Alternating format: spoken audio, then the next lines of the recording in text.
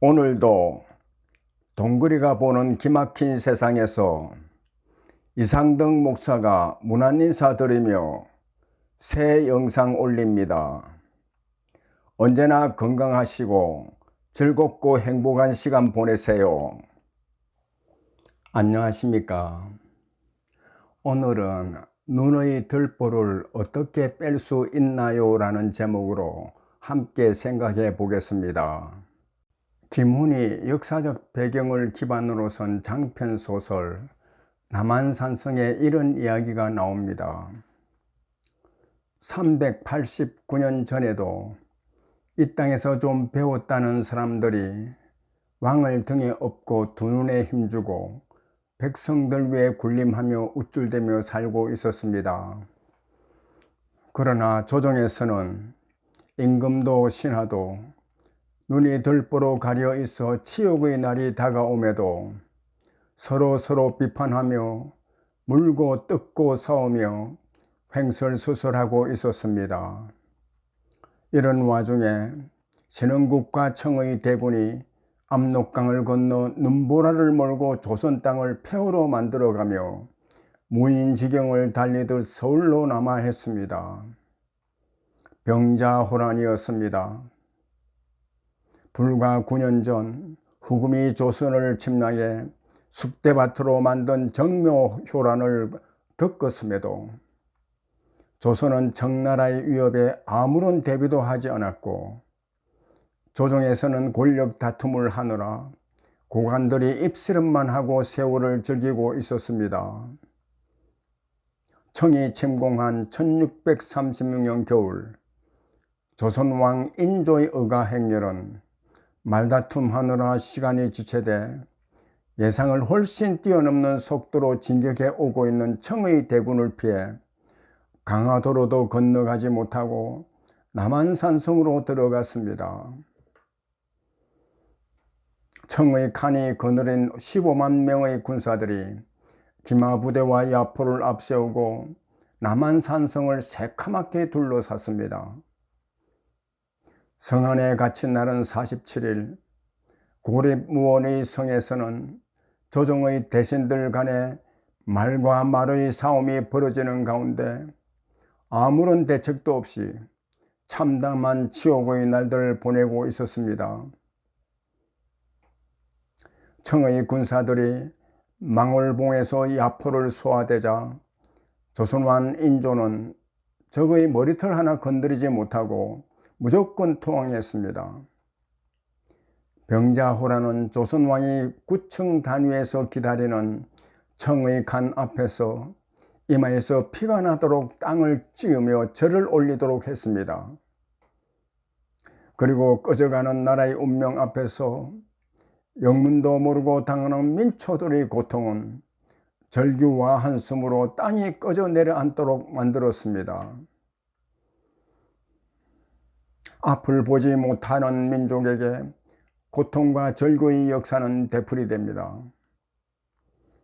들보가 눈을 가리고 있어 앞을 보지 못하는 사람들이 나라의 지도자가 돼 역사를 움직여 갈 때 그 나라는 절망의 역사가 되풀이될 수밖에 없습니다.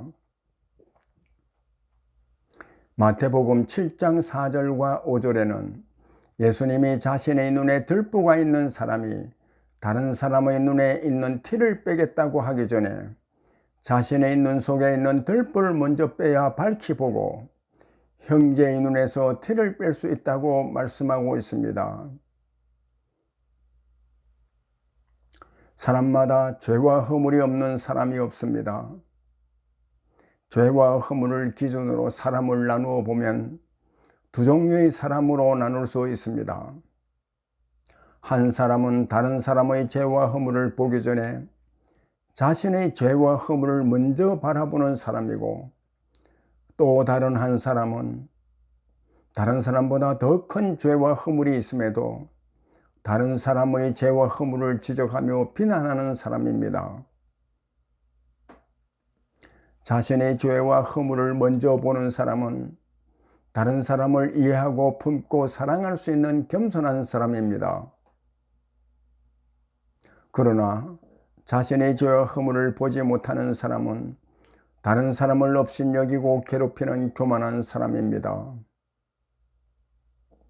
우리 속담에 똥 묻은 개가 겨 묻은 개를 나무란다는 말이 있습니다. 자신에게는 똥같이 고약한 냄새가 나는 죄와 허물이 있음에도 곡식의 껍질, 즉 겨와 같이 흔히 있을 수 있는 허물을 가진 사람에 대해 그 허물을 지적하고 나무란다는 말씀입니다. 다른 사람의 삶을 구석구석 뒤져서 티를 찾아내 나무라며 그 티를 빼겠다고 나서는 사람은 그 자체가 들보와 같은 허물이 있는 사람입니다. 그런 사람에게는 자비도 없고 긍휼도 없고 오직 옳고 그름을 따지는 율법만 있을 따름입니다.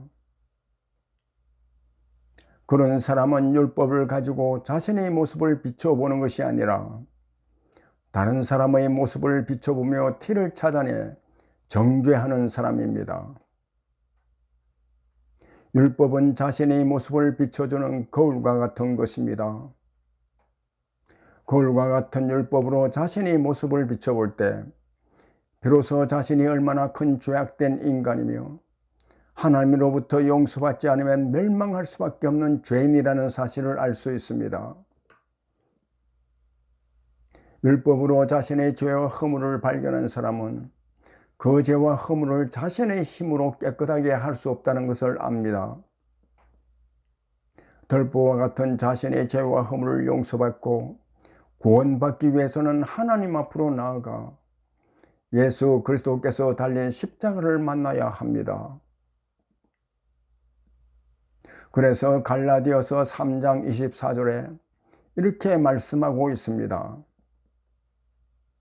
이같이 율법이 우리를 그리스도께로 인도하는 초등교사가 되어 우리로 하여금 믿음으로 말미암아 의롭다함을 얻게 하려 함이라. 예수 그리스도께서 나 같은 죄인을 죄와 허물에서 구원하기 위해 십자가에 달려 죽으셨다는 것을 믿음으로 고백하는 사람은 들보와 같은 자신의 허물을 바라보며 십자가를 붙잡고 애통할 수밖에 없습니다. 십자가를 붙잡고 흘리는 눈물은 우리의 눈의 티뿐만 아니라 들보까지도 씻어내고 바로 볼 수 있도록 합니다.